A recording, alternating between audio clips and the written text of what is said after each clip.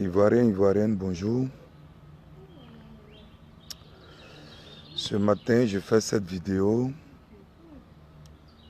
pour m'adresser à un certain Doumbia Major. Doumbia Major, je suis un peu déçu de l'attitude de ce dernier-là. Ouais, bonjour, ma nièce d'appeler. Je te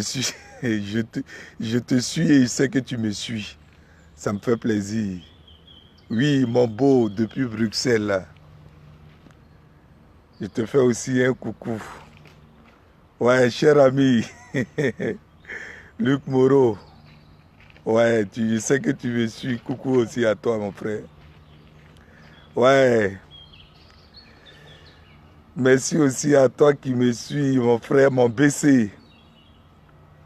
Bon, je vais plus ou moins commencer directement la vidéo et ceux qui pourront me prendre en ligne me prendront.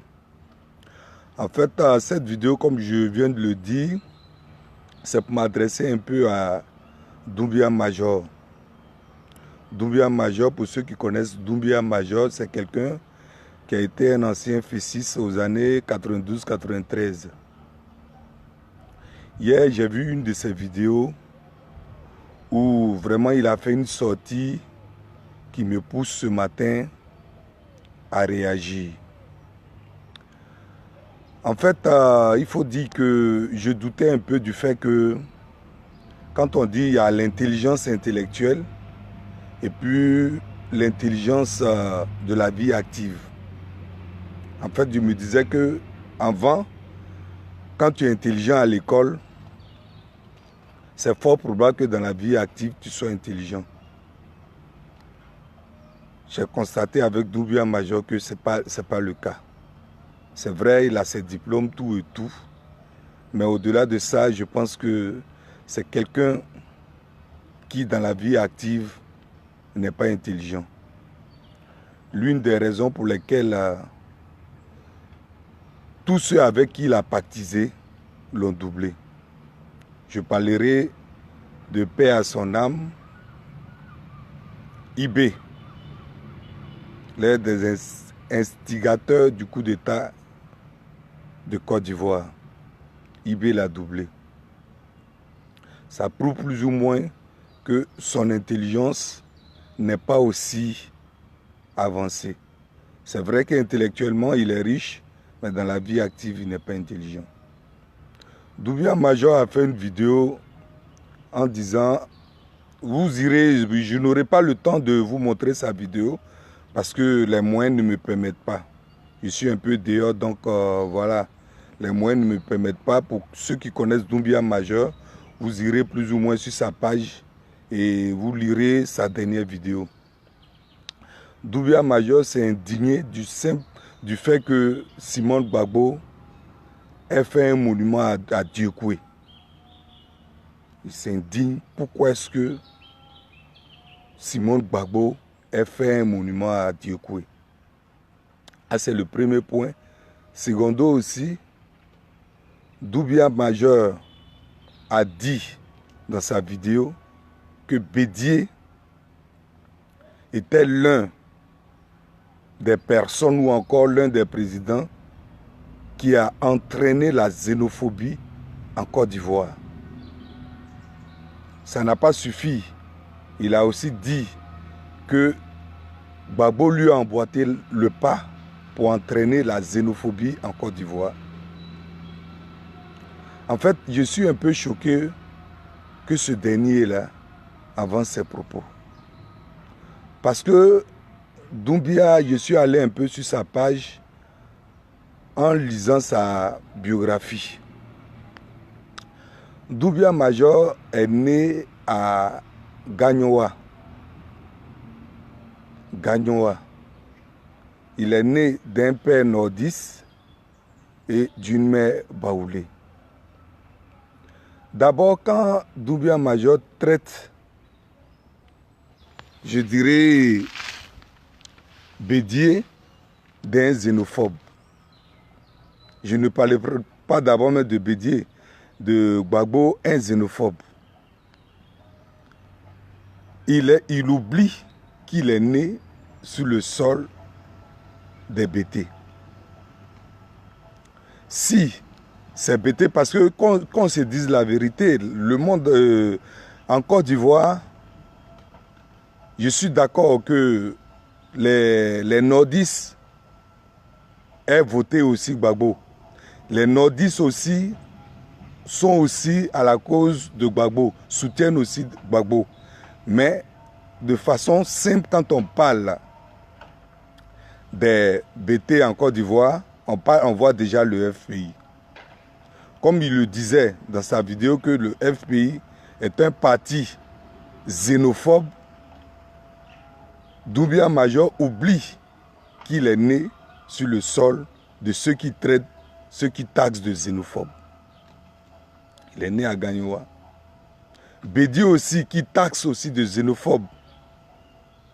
Il a été éduqué. J'allais plutôt dire, j'allais même dire élevé parce que c'est les animaux même on élève. Pour ne pas gâter le nom de son oncle qu'il a éduqué, j'aurai l'occasion, j'aurai la sagesse de dire qu'il a été éduqué. Sinon, pour une personne de ce genre-là, je pourrais plus ou moins dire qu'il a été élevé. Mais je vais être encore doux avec lui pour dire qu'il a été éduqué par un baoulé. Donc Doumbia Major aujourd'hui ne peut pas dire que les baoulés ou encore Bédié qui incarne les baoulés en Côte d'Ivoire est xénophobe. S'il était xénophobe, si les baoulés dans leur ensemble étaient des xénophobes, toi, tu n'allais pas être éduqué par ton oncle maternel qui est baoulé. Ça, c'est le premier point. Secondo, les BT que dans l'ensemble qui sont incarnés aussi par le FPI, ils n'allaient pas aussi permettre aussi à ce que tes parents viennent vivre à Gagnoa et te mettre au monde à Gagnoa. Donc, pour dire que, sincèrement, je me suis dit que j'avais affaire à une personne vraiment, je dirais, intelligente, intellectuellement, intelligente aussi dans la vie active. Quand je voyais plus ou moins des vidéos où les soroïstes t'attaquaient tout et tout t'insultaient, bon, je me suis dit que c'est parce que tu avais attaqué leur mentor qui est Soro. Et si tu attaques Soro qui est leur mentor, je vois plus ou moins pas la différence qu'il y a entre vous. Parce que vous deux, vous savez ce que vous avez fait aux Ivoiriens. Donc, voilà, je suis un peu choqué de tes attitudes. Pour répondre d'abord, ou encore pour élucider un peu ton idée sur le premier point dont tu avais souligné, qui est pourquoi est-ce que Simone Gbagbo a fait un monument à Dieukwé. Mais en fait, tu ne devrais pas être indigné. Tu ne devrais pas être indigné parce que c'est parce que tu es d'une mauvaise foi que tu es indigné. Si tu étais d'une bonne foi, tu allais plus ou moins comprendre que l'Ouest, c'est-à-dire Dieukwé, a été l'une des régions qui ont plus payé une lourde tribu dans cette guerre-là. Ça, c'est d'abord le premier point. Maintenant, secondo, il faut comprendre que depuis l'an passé, l'an dernier, la fête de la liberté a eu lieu à Gagnoa. Au cours de cette fête-là, ou encore à la fin de cette fête, il était prévu que la fête qui allait suivre, c'est-à-dire en 2019, cette fête-là allait avoir lieu à Dieukwé. L'une des raisons pour lesquelles Simone Gbagbo a été aussi à Dieukwé.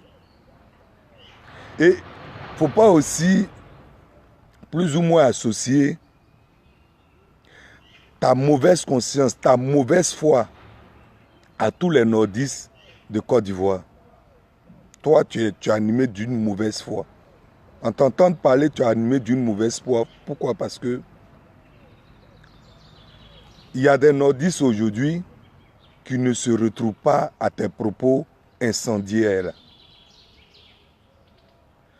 Simone Gbagbo, quand elle est sortie de la prison, même si tu n'étais pas à Abidjan, on sait plus ou moins qu'elle a reçu toutes les couches, que ça soit social, que ça soit religieux, que ça soit ethnique.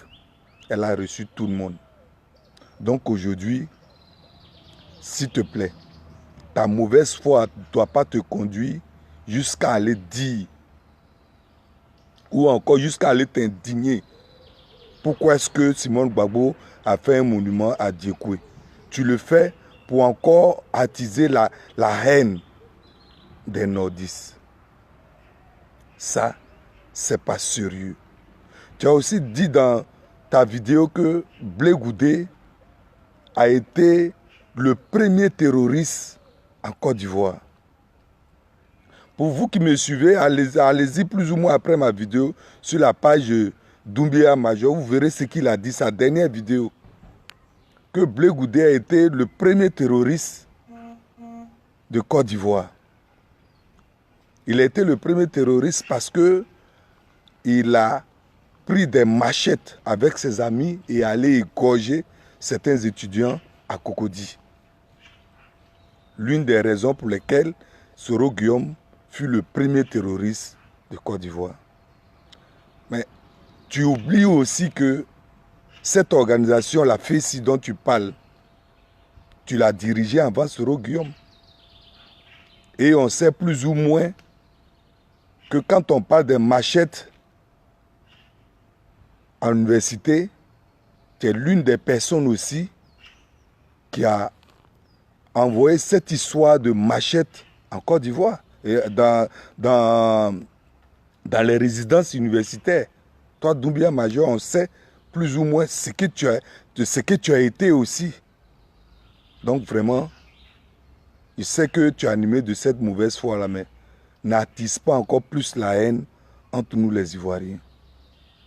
Tu as dit aussi dans ta vidéo que tu as pris les armes parce qu'à un moment donné, tous les gens du FPI ou encore tous ceux qui se retrouvaient en Gbagbo, qui épousaient les idéaux de Gbagbo, la seule façon de se défendre en Côte d'Ivoire, c'était d'attiser la haine.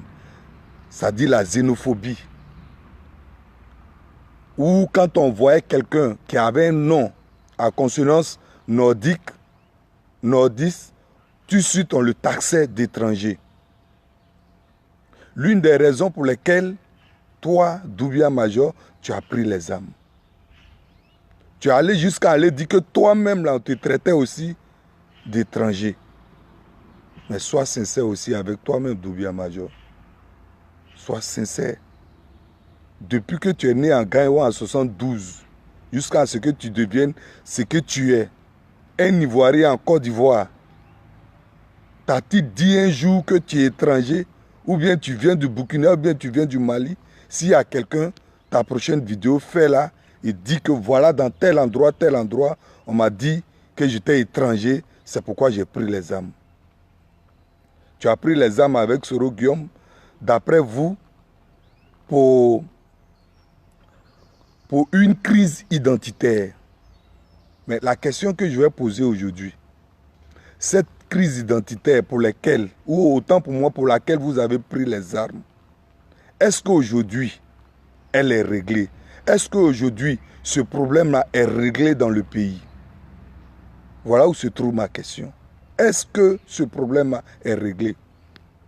Ce n'est pas Guillaume Soro qui me dira le contraire. Lui aussi qui a pris les armes. Ce n'est pas lui qui me dira le contraire.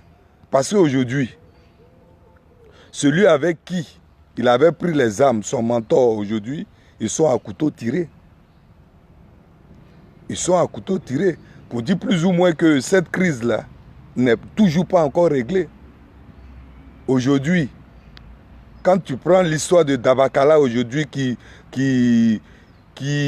aujourd'hui fait rage au nord.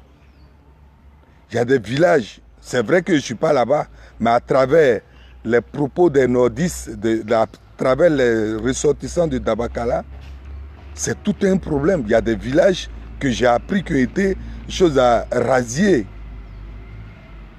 Pourront-on toujours dire que vous avez réglé la crise identitaire?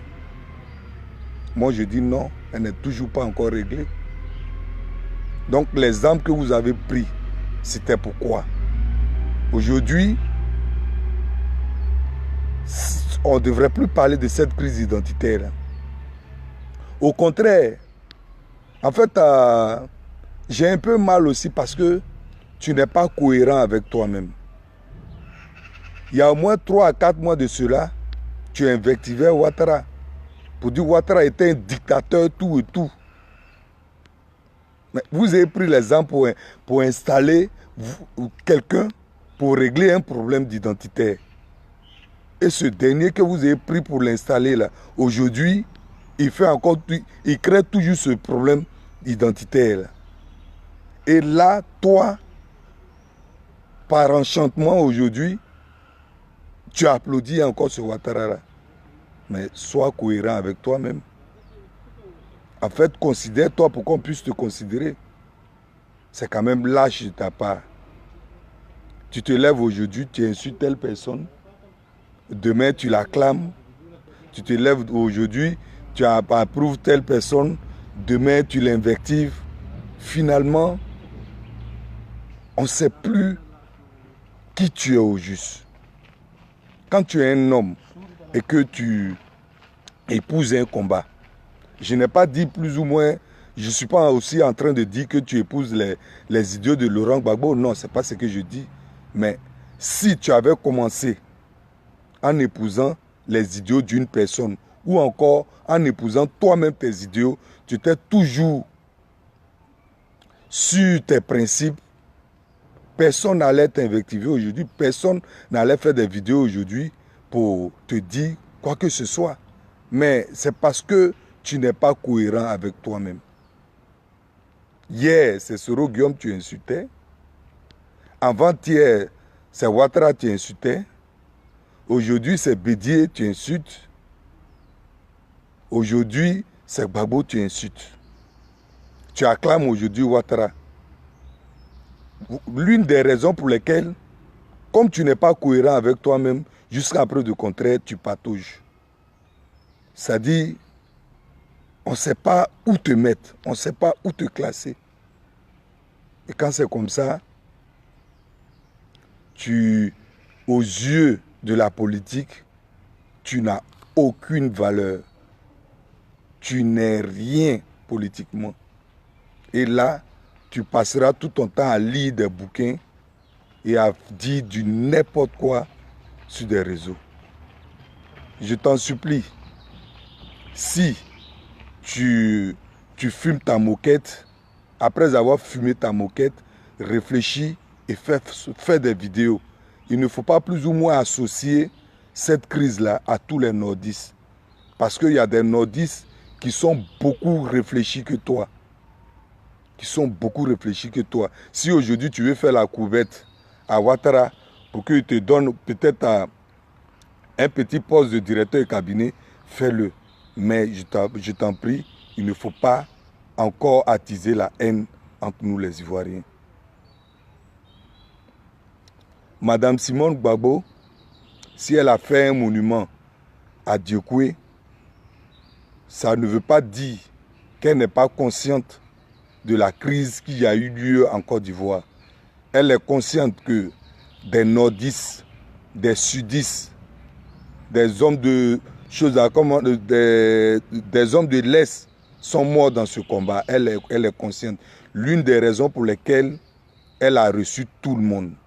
Mais il faut dire que Dieukwé a beaucoup souffert dans cette crise-là. C'est-à-dire, Dieukwé a payé une lourde tribut dans cette guerre. Et Simone Gbagbo, elle ne va pas s'arrêter à Dieukwé. Parce que nous savons tous qu'il n'y a pas des sauvages comme toi au nord. On sait plus ou moins qu'il y a des hommes réfléchis au nord qui aiment leur pays. Donc Simone Gbagbo ira jusqu'au nord pour leur rendre visite, pour que ce pays retrouve sa stabilité. Donc vraiment, j'ai été indigné par tes sorties, par ta dernière sortie. Il n'est pas encore tard. Si tu peux te retrouver dans la tête, intellectuellement, ça va, mais dans la vie active, là, demande encore des conseils pour qu'on puisse t'orienter. Je demande à tous les nordistes, pas forcément les nordistes qui éprouvent les idéaux de Laurent Gbagbo, mais tous les nordistes conscients de la situation du pays, de la gravité du pays, de ne pas écouter ces gens de personnes-là. Parce que ces gens de personnes-là, avec elles, ce pays n'avancera pas. Donc, je ne vais pas être long ce matin. C'était une façon aussi pour moi de recadrer cet énergumène du nom de Doumbia Major qui ne sait pas, qui ne connaît pas sa place, en fait, comme on le dit chez nous au pays. Il faut qu'il connaisse sa place. C'est encore très important pour lui. Donc, ceci étant, je vous souhaite un bon mardi et que la journée soit bonne pour vous. Merci.